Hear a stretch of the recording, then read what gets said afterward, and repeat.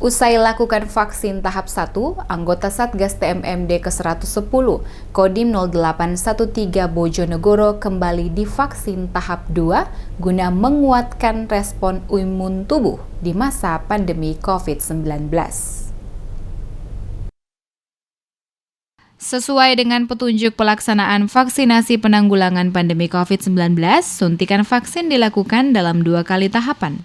Di hari yang ditentukan, anggota Satgas bersama-sama serentak lakukan vaksinasi tahap kedua di Balai Desa Ngerancang.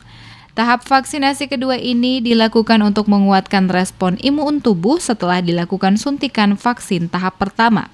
Setelah melakukan vaksinasi tahap 1 dan 2, Kopral 1 Putu Sumertadana mengaku tidak merasakan sesuatu yang berbeda dari tubuhnya.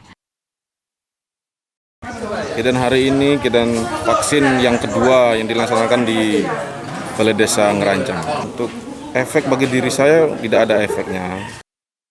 Kopral 1 Putu Sumertadana menambahkan, dengan adanya vaksinasi di tengah pandemi seperti ini diharapkan dapat menguatkan imun tubuh dan dapat memutus mata rantai COVID-19.